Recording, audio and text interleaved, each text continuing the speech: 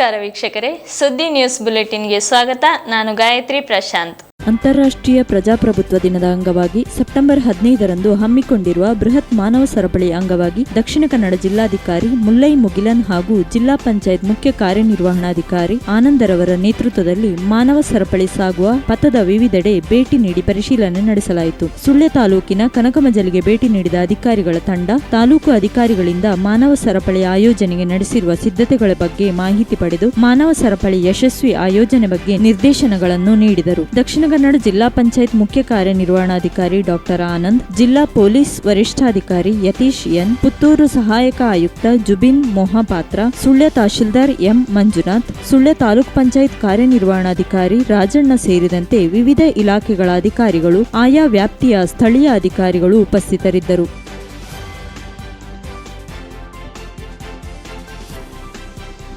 KVG ದಂತ ಮಹಾವಿದ್ಯಾಲಯ ಮತ್ತು ಆಸ್ಪತ್ರೆಯಲ್ಲಿ ಓಣಂ ಆಚರಣೆ ಮತ್ತು ಸಾಂಸ್ಕೃತಿಕ ಕಾರ್ಯಕ್ರಮದ ಉದ್ಘಾಟನೆ ಇಂದು ನಡೆಯಿತು. ಕಾಲೇಜಿನ ಪ್ರಾಂಶುಪಾಲೆ ಡಾಕ್ಟರ್ ಮೋಕ್ಷಾ ನಾಯಕ್ ಕಾರ್ಯಕ್ರಮ ಉದ್ಘಾಟಿಸಿ ಶುಭ ಹಾರೈಸಿದರು. ಈ ಸಂದರ್ಭದಲ್ಲಿ ಕಾಲೇಜಿನ ಉಪ ಪ್ರಾಂಶುಪಾಲೆ ಡಾಕ್ಟರ್ ಶೈಲಾ ಎಂಪೈ ಹಾಗೂ ವಿಭಾಗ ಮುಖ್ಯಸ್ಥರಾದ doctor Jayaprasad Anekara, doctor Suhas, doctor Prasanna ಉಪಸ್ಥಿತರಿದ್ದರು. ಕಾರ್ಯಕ್ರಮದಲ್ಲಿ ಬೋಧಕೇತರ ಸಿಬ್ಬಂದಿಗಳು, ವಿದ್ಯಾರ್ಥಿಗಳು ಉಪಸ್ಥಿತರಿದ್ದರು. ಡಾಕ್ಟರ್ ಶ್ರೀಯಾ ಶಿಜಿಕುಮಾರ್ ಸ್ವಾಗತಿಸಿ ಡಾಕ್ಟರ್ ಅಲಿನಾ ಜಾನ್ ವಂದಿಸಿದರು. ಡಾಕ್ಟರ್ ಆಯಿಷಾ ರೌಹಾ, ಡಾಕ್ಟರ್ ಜೆರ್ಲಿನ್ ಕೆ ಜೋನ್ಸನ್ ಕಾರ್ಯಕ್ರಮ ನಿರೂಪಿಸಿದರು.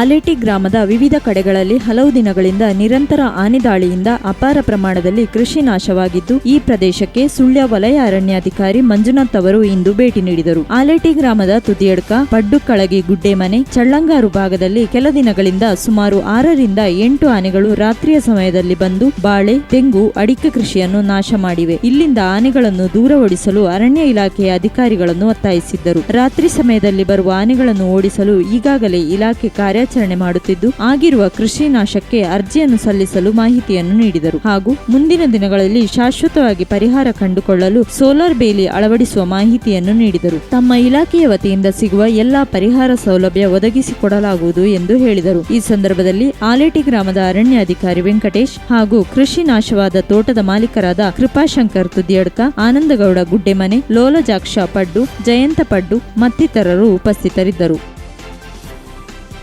ಬೊಳುಬೈಲು ಪೀಸ್ ಸ್ಕೂಲ್ನಲ್ಲಿ ಮಕ್ಕಳ ಪೋಷಣೆ ಮತ್ತು ಆಧುನಿಕ ಸವಾಲುಗಳು ಎಂಬ ವಿಷಯದ ಕುರಿತು ಪೋಷಕರಿಗೆ ಮಾಹಿತಿ ಕಾರ್ಯಾಗಾರ ನಿನ್ನೆ ಶಾಲಾ ಸಭಾಂಗಣದಲ್ಲಿ ನಡೆಯಿತು. ಕೇರಳದ ಕೋಯಿಕೋಡಿನ ಹೆಸರಾಂತ ವಾಗ್ಮಿ, ಕೌಶಲ್ಯಾಭಿವೃದ್ಧಿ ತರಬೇತುದಾರ ಹಾಗೂ ಫಾರೂಕ್ ಟ್ರೈನಿಂಗ್ ಕಾಲೇಜಿನ ಸಹಾಯಕ ಪ್ರಾಧ್ಯಾಪಕ ಡಾಕ್ಟರ್ ಜೌಹಾರ್ ಮನವೀರ್ ರವರು ಪೋಷಕರಿಗೆ ಮಕ್ಕಳ ಪೋಷಣೆ ಮತ್ತು ಆಧುನಿಕ ಸವಾಲುಗಳು ಎಂಬ ವಿಷಯದಲ್ಲಿ ಮಾಹಿತಿ ನೀಡಿ, ಸವಾಲುಗಳ ಈ ಕಾಲದಲ್ಲಿ ಮಕ್ಕಳನ್ನು ಮೌಲ್ಯಾಧಾರಿತವಾಗಿ ಬೆಳೆಸುವ ಬಗ್ಗೆ, ಮಕ್ಕಳಿಗೆ ಸರಿಯಾದ ಪ್ರೀತಿ ಮತ್ತು ವಾತ್ಸಲ್ಯದೊಂದಿಗೆ ಮಕ್ಕಳ ಮನೋಬಲವನ್ನು ಹೆಚ್ಚಿಸುವ ಬಗ್ಗೆ ಹಾಗೂ ಪ್ರೋತ್ಸಾಹವನ್ನು ನೀಡುವ ಕುರಿತು ಕಾರ್ಯಾಗಾರ ನಡೆಸಿದರು. ಕಾರ್ಯಾಗಾರದ ಅಧ್ಯಕ್ಷತೆಯನ್ನು ಸುಳ್ಯ ಬೊಳುಬೈಲು ತೌಹೀದ್ ಎಜುಕೇಶನಲ್ ಮತ್ತು ಚಾರಿಟೇಬಲ್ ಫೌಂಡೇಶನ್ ಅಧ್ಯಕ್ಷ ಕೆ ಅಬುಬಕ್ಕರ್ ವಹಿಸಿದ್ದರು. ಶಾಲಾ ಅರಬಿಕ್ ಶಿಕ್ಷಕ ಹಸೈನಾರ್ ಸ್ವಲಾಯಿ ರವರು ಶಾಲಾ ಅಸೆಂಬ್ಲಿಯಲ್ಲಿ ಮಂಡಿಸುವ ಈ ವರ್ಷದ ಹದೀಸ್ ಅನ್ನು ಮಂಡಿಸಿ ಉದ್ಘಾಟನೆ ಮಾಡಿದರು. ವೇದಿಕೆಯಲ್ಲಿ ಮುಖ್ಯ ಅತಿಥಿಗಳಾಗಿ Tauheed educational and charitable foundation ಇದರ ಉಪಾಧ್ಯಕ್ಷ ಸಂಶುದ್ದೀನ್, ಉದ್ಯಮಿ ಅಬ್ದುಲ್ಲಾ ಪಿಎಂ, ಸುಳ್ಯ ಕಾರ್ಸ್ ಪೀಸ್ ಸ್ಕೂಲ್ ಮುಖ್ಯೋಪಾಧ್ಯಾಯ ಮಹಮ್ಮದ್ ಸೈಫುಲ್ಲಾ, ಸುದ್ದಿ ಪತ್ರಿಕೆಯ ವರದಿಗಾರ ಹಸೈನಾರ್ ಜಯನಗರ, ಪೋಷಕರಾದ ಫಾರೂಕ್ ಮೊದಲಾದವರು ಉಪಸ್ಥಿತರಿದ್ದರು.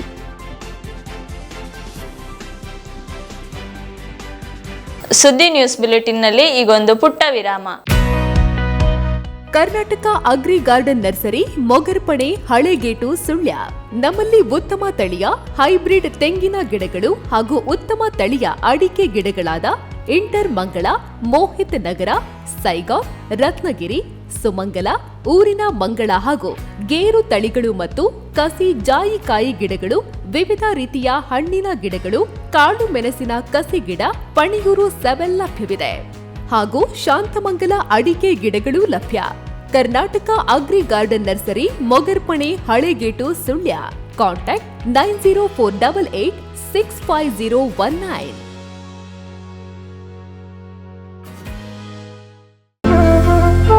ಅತ್ತೆ, ಇದು ನನ್ನ ಬರ್ಡೇ ಗಿಫ್ಟ್. ಇದೆಲ್ಲ ಜೀವನದಲ್ಲಿ ನನಗೋಸ್ಕರ ತಗೊಂಡ್ಬಂದಿದ್ದಾರೆ. ನಿನ್ ಮೇಲೆ ತುಂಬಾ ಚೆನ್ನಾಗಿ ಕಾಣುತ್ತೆ. ಇದು ತುಂಬಾ ಚೆನ್ನಾಗಿದೆ ಅಲ್ವಾ? ತುಂಬಾ ಚೆನ್ನಾಗಿದೆ.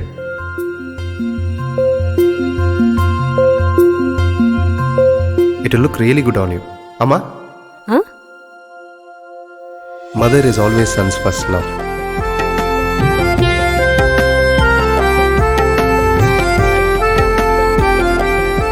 ಪ್ರತಿ ಪೀಳಿಗೆಯ ಪ್ರೀತಿಯ ಮಳಿಗೆ ಜಿಎಲ್ ಆಚಾರ್ಯ ಜುವೆಲ್ಲರ್ಸ್. ವಿರಾಮದ ಬಳಿಕ ನ್ಯೂಸ್ ಬುಲೆಟಿನ್ಗೆ ಮತ್ತೆ ಸ್ವಾಗತ.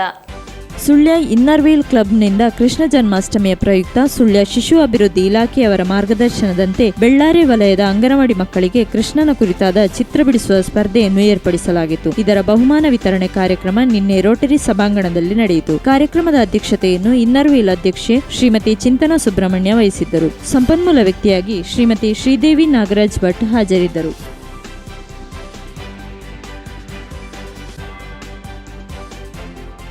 ಕುಕ್ಕೆಶ್ರೀ ಸುಬ್ರಹ್ಮಣ್ಯೇಶ್ವರ ಮಹಾವಿದ್ಯಾಲಯ ಆಂತರಿಕ ಗುಣಮಟ್ಟ ಭರವಸಾ ಕೋಶದೊಂದಿಗೆ ಯುವ ರೆಡ್ ಕ್ರಾಸ್ ಘಟಕದ 2024-25ನೇ ಸಾಲಿನ ಉದ್ಘಾಟನೆ ಸಮಾರಂಭ ನಿನ್ನೆ ನಡೆಯಿತು. ಸಮಾರಂಭದ ಅಧ್ಯಕ್ಷತೆಯನ್ನು ಮಹಾವಿದ್ಯಾಲಯದ ಪ್ರಾಂಶುಪಾಲ ಡಾಕ್ಟರ್ ದಿನೇಶ್ ಪಿಟಿ ವಹಿಸಿದ್ದರು. ನೆಹರು ಮೆಮೋರಿಯಲ್ ಕಾಲೇಜಿನ ಕನ್ನಡ ವಿಭಾಗದ ಸಹಾಯಕ ಪ್ರಾಧ್ಯಾಪಕಿ ಡಾಕ್ಟರ್ ಅನುರಾಧ ಕುರುಂಜಿ ದೀಪ ಬೆಳಗಿಸಿ ಉದ್ಘಾಟಿಸಿದರು. ಕಾರ್ಯಕ್ರಮದಲ್ಲಿ ಮಹಾವಿದ್ಯಾಲಯದ ಐಕ್ಯುಎಸಿ ಸಂಯೋಜಕಿ ಲತಾ ಬಿಟಿ, ಯುವ ರೆಡ್ ಕ್ರಾಸ್ ಘಟಕದ ಸಂಯೋಜಕರಾದ ಶ್ರೀಮತಿ ವನಿತಾ ಮತ್ತು ಶ್ರೀಮತಿ ಸ್ವಾತಿ ಹಾಗೂ ಘಟಕದ ನಾಯಕರಾದ ಸಂಜನಾ ಎನ್ಎಸ್ ಮತ್ತು ವಿಳಾಸ್ ಎನ್ಕೆ ಉಪಸ್ಥಿತರಿದ್ದರು.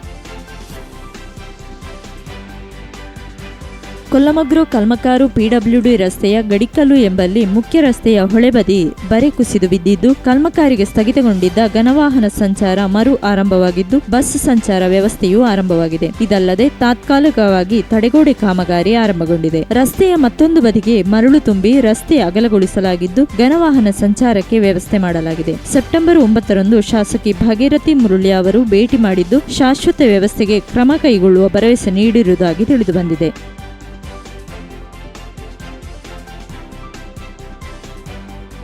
ಆಲೇಟಿ ಗ್ರಾಮದ ಪರಿವಾರಕಾನ ಮಧುವನ ದಿವಂಗತ ಶಂಕರ ನಂಬಿಯಾರ್ ರವರ ಪತ್ನಿ ಶ್ರೀಮತಿ ಸೌದಾಮಿನಿ ಟೀಚರ್ ಅಲ್ಪಕಾಲದ ಅಸೌಖ್ಯದಿಂದ ಇಂದು ತನ್ನ ಸ್ವಗೃಹದಲ್ಲಿ ನಿಧನರಾದರು. ಅವರಿಗೆ 86 ವರ್ಷ ವಯಸ್ಸಾಗಿತ್ತು. ಸೌದಾಮಿನಿಯವರು ಕೋಲ್ಚಾರು ಸರ್ಕಾರಿ ಉನ್ನತೀಕರಿಸಿದ ಹಿರಿಯ ಪ್ರಾಥಮಿಕ ಶಾಲೆಯ ಮುಖ್ಯ ಶಿಕ್ಷಕಿಯಾಗಿ ಸೇವೆ ಸಲ್ಲಿಸಿ ನಿವೃತ್ತಿ ಹೊಂದಿದ್ದರು.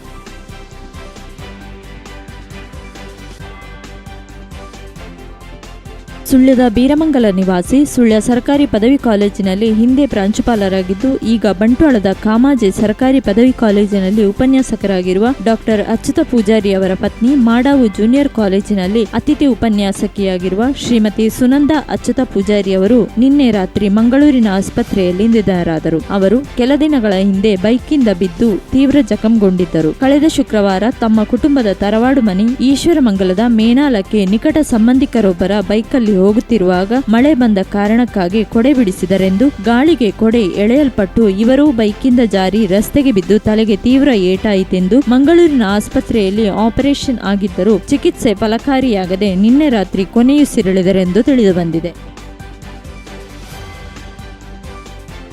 ಇದು ಇವತ್ತಿನ ನ್ಯೂಸ್ ಬುಲೆಟಿನ್. ನಿರಂತರ ಅಪ್ಡೇಟ್ಸ್ಗಾಗಿ ನೋಡ್ತಾ ಇರಿ ಸುದ್ದಿ ನ್ಯೂಸ್ ವೆಬ್ಸೈಟ್.